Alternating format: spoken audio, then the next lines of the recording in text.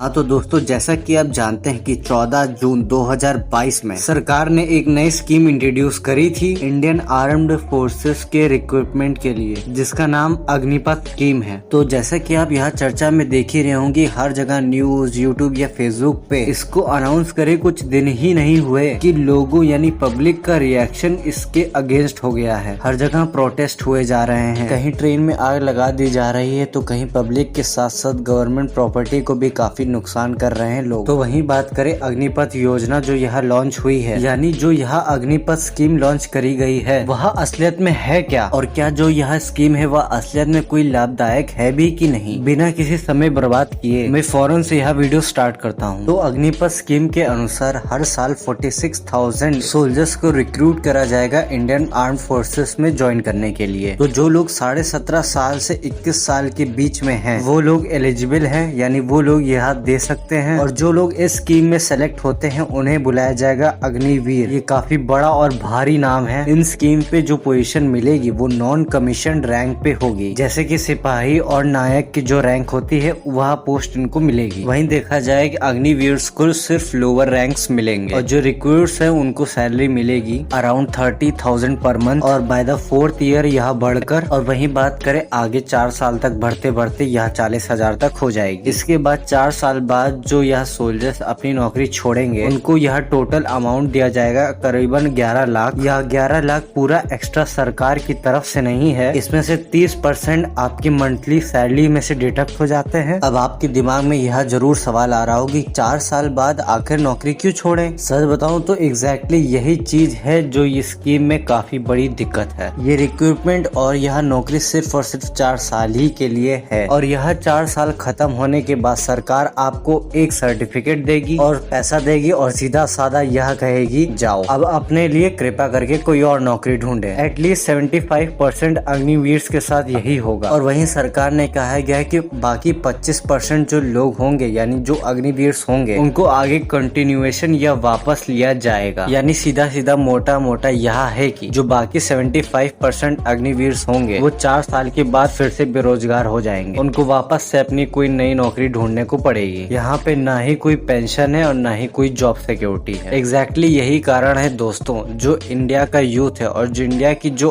आम नागरिक हैं वह क्यों सड़कों पर आ गए हैं और प्रोटेस्ट करने लगे हैं, क्योंकि उनका मानना यह है कि सरकारी नौकरी हमेशा टेम्परेरी नहीं होती है, वह परमानेंट होती है और उसमें जॉब सिक्योरिटी रहती है। तो अगर वहीं बात करें मिलिट्री में जॉब करने के लिए तो उनको काफी अलग फैसिलिटी तक मिलती है। तो अगर सरकार ऐसे 4 साल के नए मिलिट्री नियम लाता रहेगा जिसमें अलग कोई फैसिलिटी भी नहीं है, और वहीं बात करें गवर्नमेंट भी है, तो इसी चीज को वो लोग सीरियस नहीं ले रहे हैं और उसके अगेंस्ट प्रोटेस्ट कर रहे हैं। वहीं अगर कुछ पॉजिटिव व्यू भी देखा जाए तो हम लोग को यह देखने को मिलता है कि अगर कोई अग्निवीर यह 4 साल की जॉब कर लेता है, फिर उसके बाद जो उसको पैसा मिलता है, अगर वो आगे जाके कोई बिजनेस या किसी चीज में इन्वेस्ट करता है तो अलग उसका बिजनेस ग्रो हो सकता है, और या फिर कोई टाइम लगा सकता है कोई नई नौकरी ढूंढने में। और वहीं बात करें आप तो अग्निवीर हैं, तो आपके अंदर इतना स्किल्स तो डेवलप हो ही जाता है कि आप कोई सी भी जॉब को क्वालिफाई कर सकते हैं। परंतु इसकी असलियत यह है कि क्या सच में आपने जो स्किल्स डेवलप की है आपको वो नौकरी दे पाएगी। अगर आप मान लीजिए किसी टेक्निकल फील्ड में जाना चाहते हैं या प्राइवेट फील्ड में, तो आप उन 4 साल को अगर आप कॉलेज डिग्री में इन्वेस्ट करते हैं तो आपके पास खुद ब खुद 4 साल बाद एक अच्छी जॉब हो जाएगी। तो फिर आपको अग्निवीर बनना ही क्यों है फिर। ठीक इसका एग्जाम्पल आप इस जनरेशन में यहाँ देख सकते हैं कि जो नॉन कमीशन सोल्जर्स होते हैं वह जब रिटायर हो जाते हैं तो उनकी पोस्ट अब क्या होती है। जो वह 38 और 40 साल की उम्र में रिटायर हो जाते हैं, मतलब यह देखा गया है कि जब वह 38 और 40 साल में रिटायर होते हैं तो उनकी जो पोस्ट लगती है, यानी जो वो नौकरी पाते हैं, वह किसी ATM या बैंक के आगे सिर्फ और सिर्फ एक सिक्योरिटी गार्ड ही की नौकरी करते हैं। उनको इतनी अच्छी वेल पेड पेंशन नहीं मिलती है। वहीं मैं बात करूँ, सरकार ने यहाँ 3 फायदे बताए हैं अग्निपथ स्कीम को लॉन्च करते हुए। उन्होंने पहला कारण यह बताया है कि मिलिट्री में जो एज बैलेंस है उसको ठीक करने का। आजकल की जो एवरेज एज है सोल्जर्स की वह है 32 ईयर्स, लेकिन इस स्कीम के लागू होने के बाद आधे से ज्यादा जो आर्मी में ज्वाइन करेंगे वह सीधी सी बात है यंग होंगे। इंडियन आर्मी जो होगी अब ज्यादा युवाओं से बनेगी फिर, यानी कि इसको ऐसा भी मैं कह सकता हूँ कि जो अनएक्सपीरियंस लोग होंगे